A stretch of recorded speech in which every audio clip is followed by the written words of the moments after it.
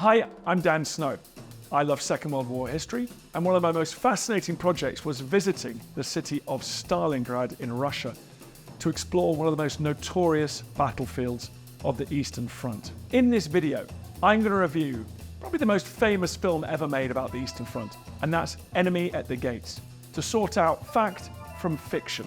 This is one of History Hit's Deep Dives.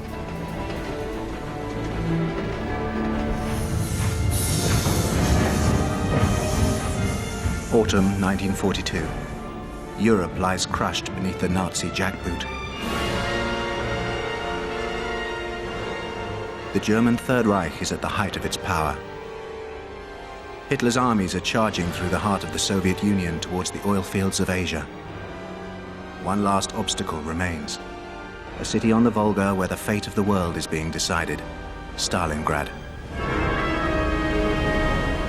In the summer of 1942, Hitler made one more effort to win the war in the East with a gigantic offensive, not towards the Soviet capital of Moscow, but into Ukraine and the Caucasus, where all the natural resources were, the farmland of the Ukraine, the heavy industry and coal, and further down into the Caucasus, towards Georgia, towards Baku, to Azerbaijan, Armenia, where the Soviet oil supplies were. And the Third Reich desperately needed oil. It was short of oil. So that offensive crashes through Ukraine, arrives into southern Russia, where it peters out. It gets stuck in the Caucasus, it doesn't really reach the main oil fields. And one branch of this offensive gets stuck on the river Volga at the city of Stalingrad. Stalingrad was an industrial city, not super important, but it became this totem, this focus of the entire struggle on the Eastern Front, partly because it had Stalin's name, the Soviet leader, and Hitler wanted to capture it, and partly because once you've half-captured a city, you just try and get the job done, you try and complete it. And Stalingrad, which German troops advanced into in September, was not completely occupied for months afterwards. And it turned into a monstrous attritional battle, a terrifying battle at close quarters, which took the lives of hundreds of thousands of people. And it then became the pivot around which Soviet forces would counterattack and inflict Hitler's worst defeat to that point in the Second World War. Stalingrad is one of the 20th century's, one of history's most important and most terrible battles.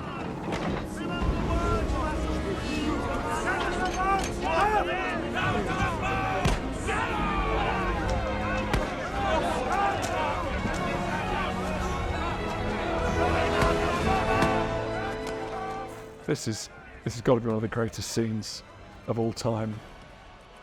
Lots of very inexperienced, in this case unarmed, Soviet troops crossing the Volga, a lot of them by rowing boat, into the destroyed remnant of the city of Stalingrad beyond. Now this scene is astonishingly realistic.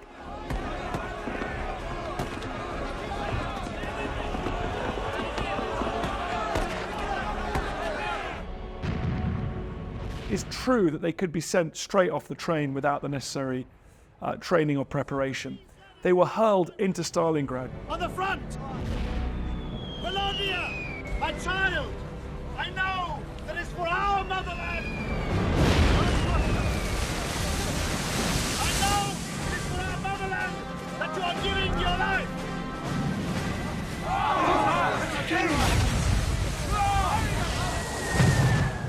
But I like the fact that you see here, you get the commissars, you get the kind of political officers reading out propaganda, reading out the instructions to the men.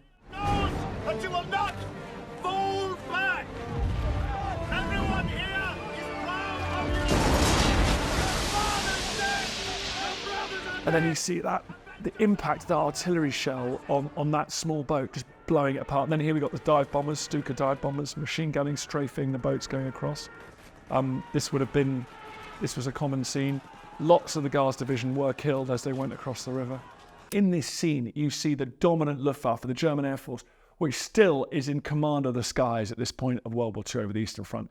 And these Stuka dive bombers, they specialize in low-level accurate attacks. They come in a big dive out of the sky, dive down and use that velocity, and they use that dive angle to target bombs and aim their machine gun fire really effectively because they're heading straight towards the ground. So they were terrifying for units trying to cross. These Stukas also have a siren on them. They're an iconic noise. So when they go into a dive, they shriek. And apparently the moral effect was as terrifying as the physical effect. At this point, Germany's got near total air superiority over the Red Air Force on the Eastern Front. The Red Air Force, in terms of its equipment, its training, its experience, its ground facilities, was no match for the German Luftwaffe. So they had a huge advantage. As well as that, the German guns, big heavy guns on shore, were able to fire on these barges, on these small boats crossing the river. So crossing the river was very, very dangerous indeed, particularly by day. Back for the rest! We shoot! Germans right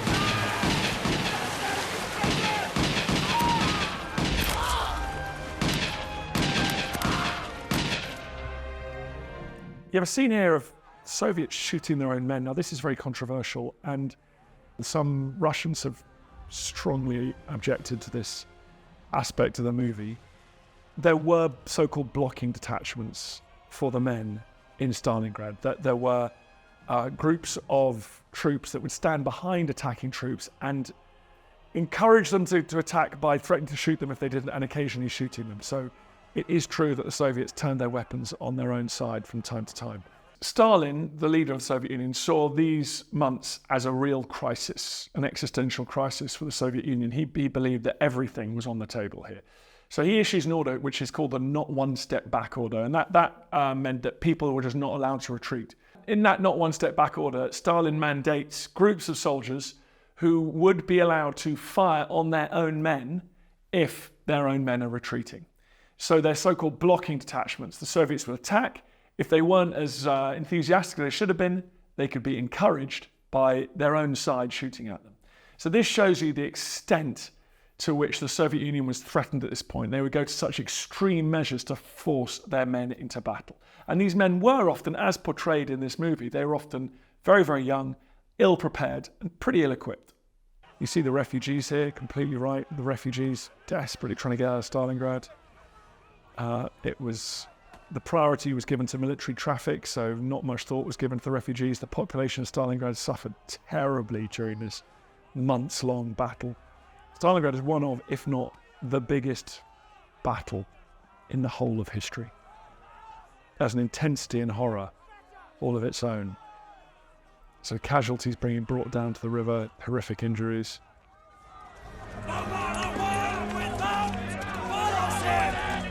When the one with the rifle gets killed, the one who is following picks up. This is the bit that historians have objected to. It's very unlikely the men would have been sent to the front line without rifles. They were herded into battle like this. I think this does have a truth to it, and it gives you a sense of the makeshift desperation of Soviet defense and how they just plugged gaps with human lives. It's just an overwhelming scene, isn't it? This great mass of humanity poured into the meat grinder of battle, and the vast majority of these men would not survive. On the 14th of September 1942, there's a famous moment of crossing that river when the 13th Guards Rifle Division crosses that river, and they are thrown into battle.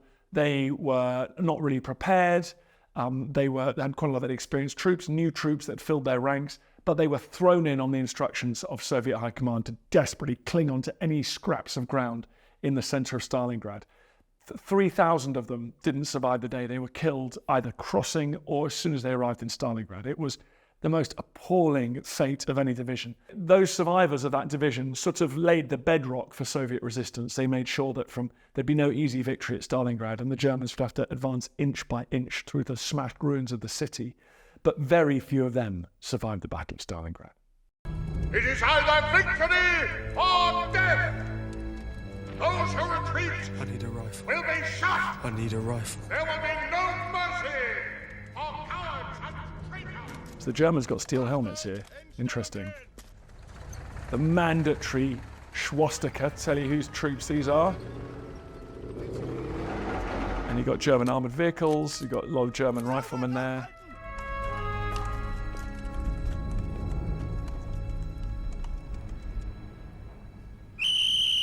The whistle goes, the Soviets attack, they run forward. Their officers encouraging them with pistols.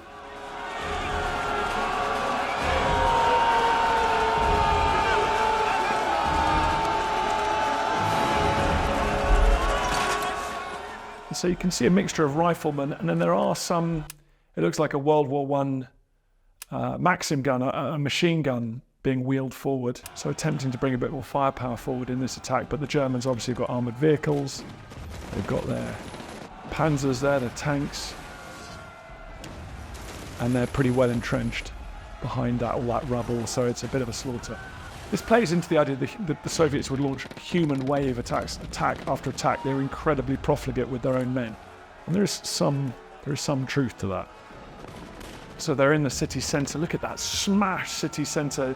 Even though it's only September, the battle's only been raging for the city for a few days at this point, yet the city's almost completely destroyed. In fact, the Luftwaffe flew over it after 2 days of intensive air raids, and they said there are no more targets left to hit. They'd so effectively destroyed it. And yet the battle went on until February. So you can imagine the state of the city after all those months of enormous fighting.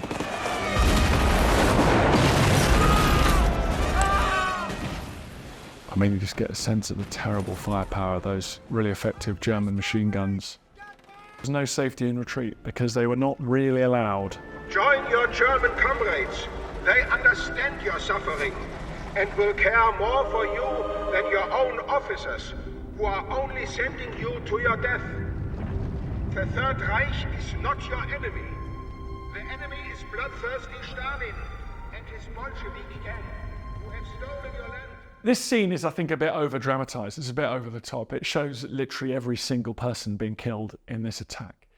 But there is a sort of bedrock of fact here, which is, on the whole, the Soviets, at this point of the Second World War, would tend to use humans to make up for their deficiencies in, well, other types of warfare. So, like, they didn't have as many armoured vehicles, they didn't have much heavy equipment as they should have done. So they were quite happy to push young men forward in battle.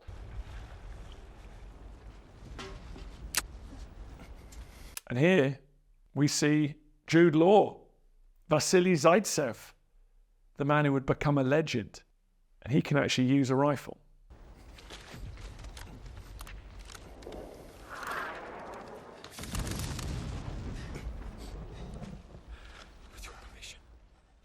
So it is true that some of the Soviet rifles could be quite difficult to operate for some new recruits. And when they got dirty, they got jammed, recruits would try and clean them or clear them, and they could actually damage the rifle. So you see that Vassili Zaitsev knows exactly what he's doing. He knows his way around the rifle.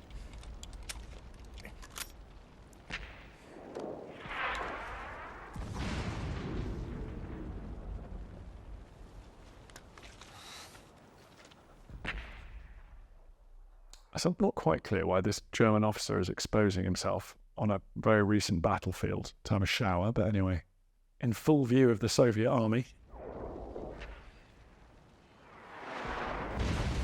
Did you notice you? A little.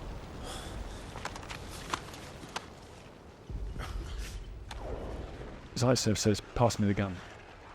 And it's the beginning of an illustrious career as a sniper. Now, in fact, Zaitsev did come from a peasant family. I think it was in the Ural Mountains, but he actually was in the Pacific Fleet of the Soviet Navy, and he volunteered to get transferred to Stalingrad. So he wasn't just a kind of farm boy straight off the railway cart.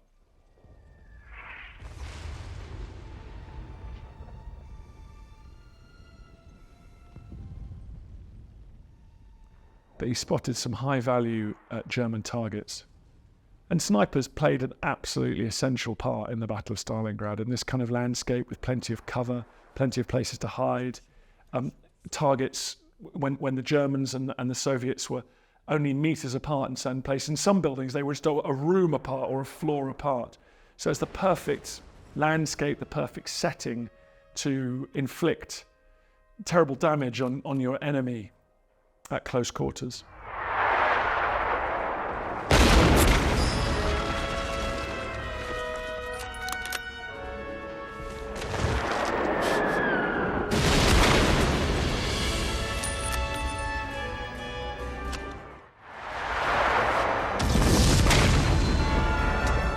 And he's using the noise of the battlefield to cover his own shots being fired.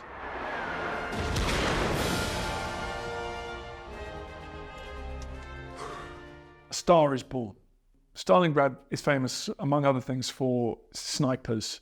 And when you've got two armies who are very close together and plenty of cover, so lots of buildings and rubble and tunnels and drain pipes and gutters, you've got perfect conditions for snipers because they can crawl close to the enemy under cover, and then they can fire from a concealed position at the enemy. And so Stalingrad becomes a nest of snipers because the Germans and the Soviets, they could be in the neighboring buildings, they could be in neighboring apartments, they could be on different floors of the same building.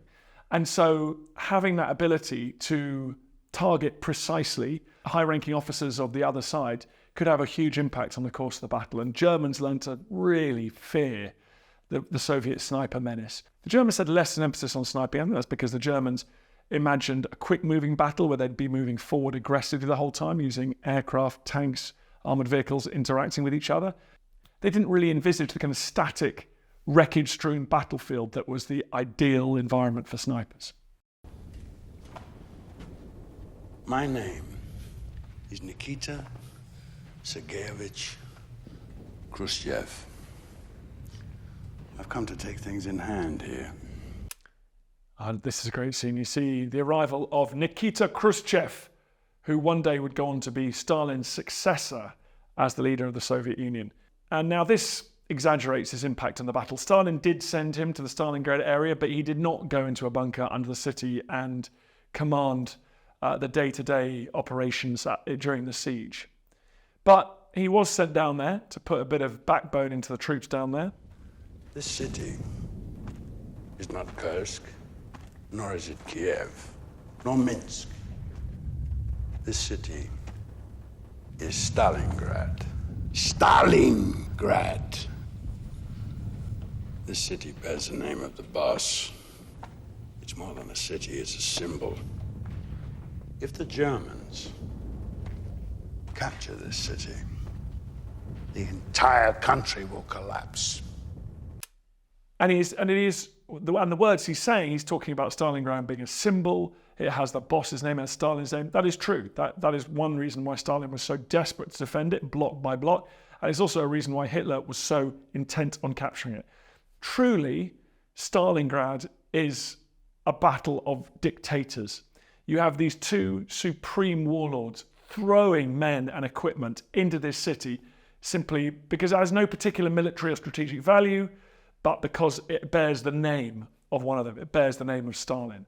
And dictators have an instinctive awareness of the importance of these kind of emblems. A city with Stalin's name. The idea of a German flag flying above that was unacceptable to Stalin and desperately required for Hitler. I want our boys to raise their heads. I want them to act like they have balls! You. What's your suggestion? Shoot all the other generals who have retreated. And their chiefs of staff too. Make some examples. Deport the families of the Yes, deserters. that's all been done. Give them hope.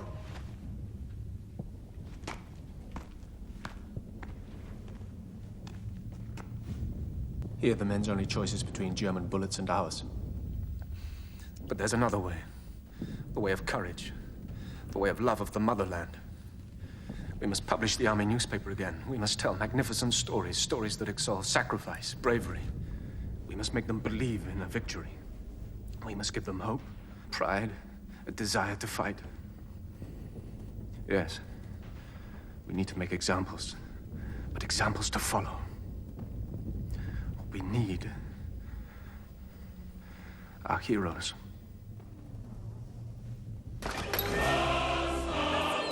Vassili! Come to my arms.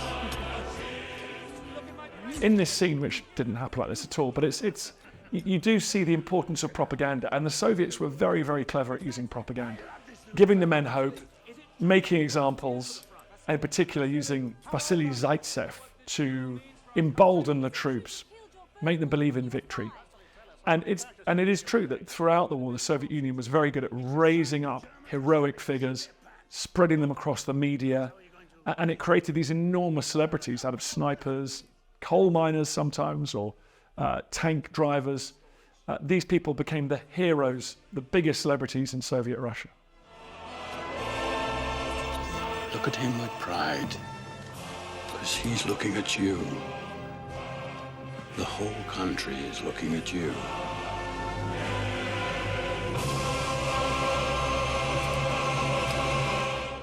The Second World War was a propaganda war. Everyone was at it.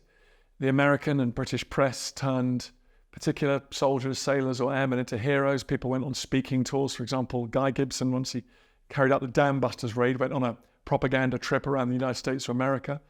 And in this context, you see Vassili Zaitsev being turned into a hero of the Soviet Union, being turned into a media star by Khrushchev. Now, it didn't quite happen like this, but it's true that Zaitsev became a darling of the Soviet press. And we should say the Soviet press was not a free press. They were all in uniform. They were working for the Soviet state as much as anybody else was. So they were just spreading propaganda. They were parroting the message that the Soviet high command wanted them to. And the Soviet high command wanted to emphasize the fact that Germany could and would be beaten. It would be beaten through producing ever more equipment from the factories that were really gearing up in the east. So you get lots of industrial workers being celebrated in this period. They'd be beaten by the bravery of the men and women on the front line. And that is where Zaitsev comes in. He is a brilliant example of a brave frontline soldier who is having an impact far greater than just one person could be expected to, because he's using his rifle. He's not charging blindly into battle. He's using his rifle to take out Germans, lots of Germans, and often quite high-value Germans. And that is how the Soviets portrayed this war, this great German mass steamroller that's surged across much of the Soviet Union. They're being driven back by skilled peasants in uniform like Vassili Zaitsev, using the skills that he's learned on Soviet farms. Every victory, every defeat by all different combatant nations was spun heavily in the Second World War. Victories were magnified, defeats were minimized, and in fact, even the defeat at Stalingrad, one of the most catastrophic defeats that any armed forces ever suffered in the history of the world, even that was spun by the Germans. When their army had been completely destroyed, the last remnants of it went into captivity, Hitler and Goebbels, propaganda chief, made that Sixth Army, made that German sacrifice into a kind of national mobilizing event. They said that they were sacrificed on the pyre of civilization, fighting the communist, Bolshevik, Jewish, Slavic hordes in the East. They tried to set up as one of the great glorious defeats that the Roman Empire suffered that would only stiffen the sinews of those left behind. So everything is constantly being used for propaganda. So tell us, Volodya, which building is he in? There is no way I know that. He moves around all the time. He jumps from one to the next. On which floor? I don't know. We'll see about that.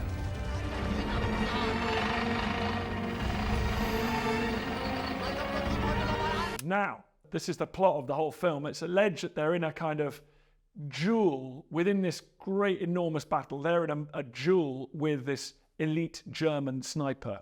He's been brought in to deal with this very, very potent Soviet sniper. Now, this is something the Soviets claimed as the war was going on. They claimed that there was this battle between Zaitsev and this German sniper. There is no evidence from the German side, so we don't think it happened, but it's a great propaganda story, and it claims that for days they chased each other around Stalingrad. Let's see if our customer has arrived. You ready? And now, our famous shepherd from the Urals, who Major König thinks is an idiot, gets up to make sure he has hit his target. Major König sees him,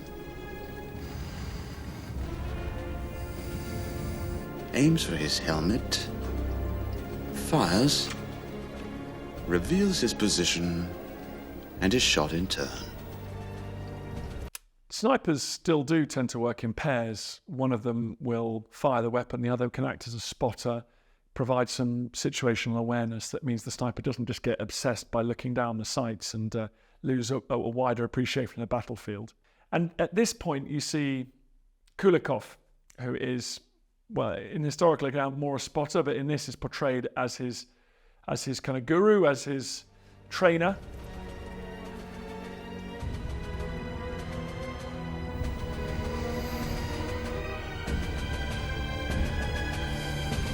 Except Major König doesn't fire. Because Major König isn't there.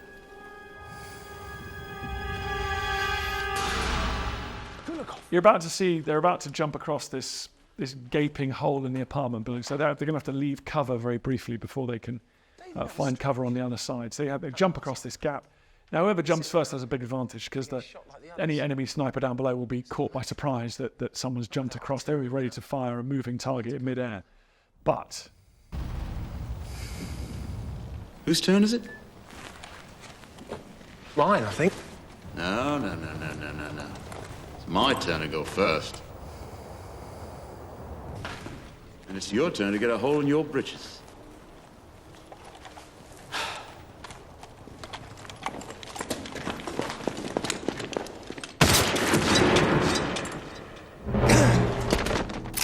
Here, we see that this German sniper is so effective, he's so on it, he's so focused that he was just waiting for them to jump across that gap that he's able to kill Kulikov with a headshot.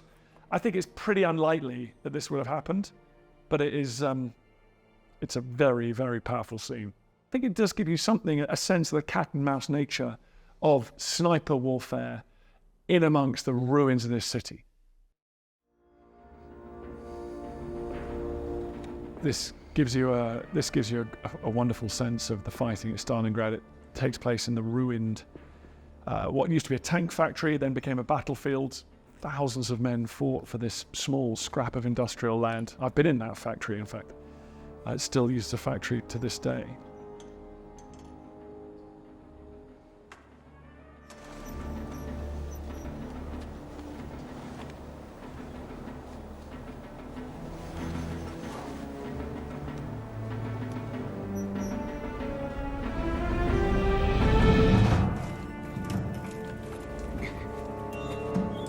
And Zaitsev is pinned down.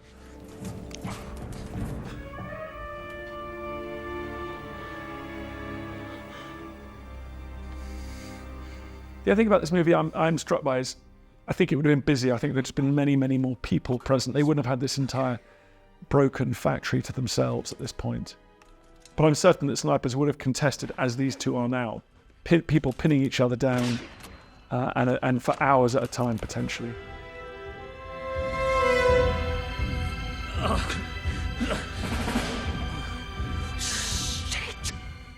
Well, this is interesting because Zaitsev's lost his weapon, he's lost his rifle, and he's completely pinned down. He's huddled behind this piece of debris, and he knows that if he shows any flesh, the German sniper is going to put a bullet through it.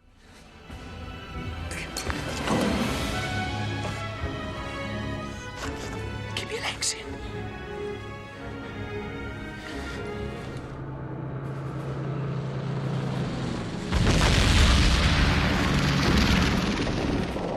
Yeah, you can see the bomb went off. There's always military activity at Stalingrad, either a bomb from an aircraft or a shell from an artillery piece. Some glass is smashed to the ground, and that gives Zaitsev an idea. Listen to me, Tanya. The Germans are throwing everything at us. If they're lucky, 1 in 10 of these soldiers will come back alive.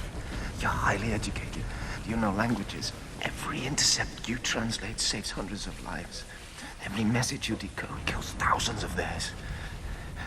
You have a duty to survive. Vassili was born to fire a gun, is what he knows. You and I were born for a different purpose. If Vassili were here, he would tell you the same thing. So the character Tanya here is based on a real person, Tatiana Chernova. She was a Soviet sniper. The Soviets used women in that role. She had something like 24 confirmed kills. She became famous in her own right. And she did work alongside Zaitsev. Now, we don't know if she was in a love triangle with Danilov and Zaitsev. That's all made up for the film, probably.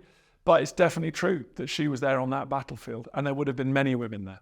So the Soviets mobilized women in the Second World War. Women served on the front side in uniform alongside men. Where is he? Where's Vassili?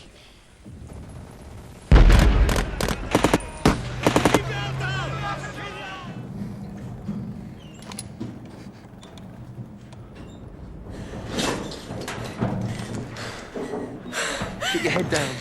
in the scene, you see Tanya emerging from these pipes, and I think that's how they would have got around the battlefield. They would have become expert in learning the terrain. The Soviet defenders of Stalingrad had plenty of time to learn that city like the back of their hands. The front line really didn't move very much at all during the course of the autumn and into the winter of 1942.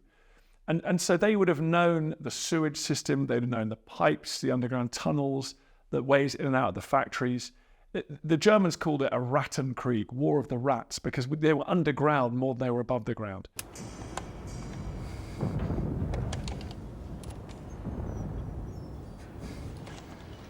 Slow down. Don't shoot.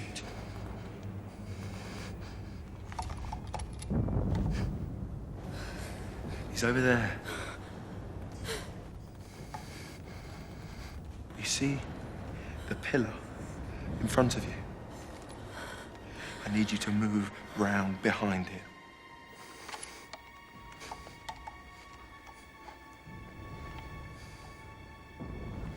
And they come up with a way of working together here to blind, to dazzle Major König, and that allows Vassili Zaitsev to escape. Piece of glass.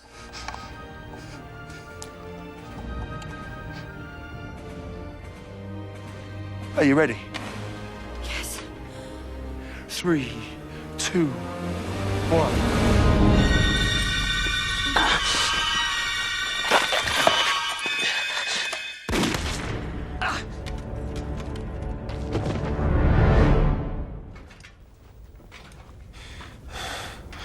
Where is he? Where's the Major? A few inches from your face. I've been such a fool, Vassili. We tried so hard to create a society that was equal, where there'd be nothing to envy your neighbor. But there's always something to envy. You're a good man, Vassili. I want to help you, Vassili. Let me do one last thing. Something useful for a change.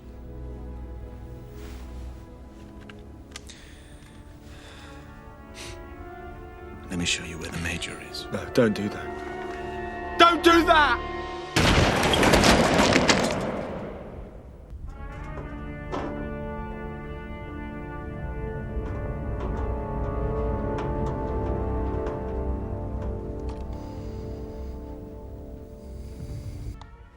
The intensity of Major König is extraordinary. You really believe that he is a master sniper, that his gaze is just so powerful. And here he is making his big mistake.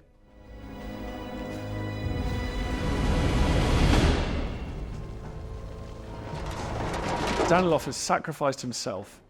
He's turned himself into bait. The German major has shot him, and the German major is now going to verify his kill. He thinks he shot Vassili Zaitsev. He's crawling through this railway yard.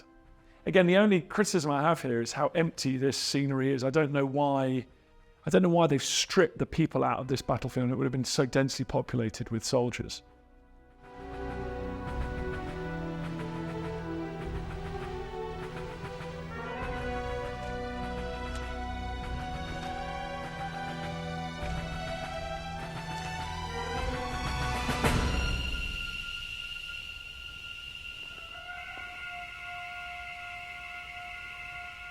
I love this moment. He's just stepping over the railway lines and then, boom, he freezes like an animal. He knows he's been outsmarted.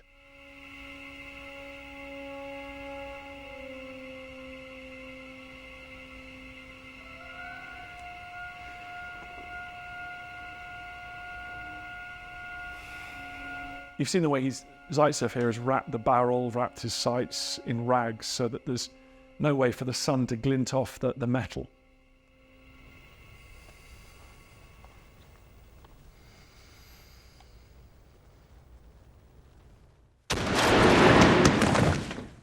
And there he goes. He kills Major König, but only because his friend sacrificed himself.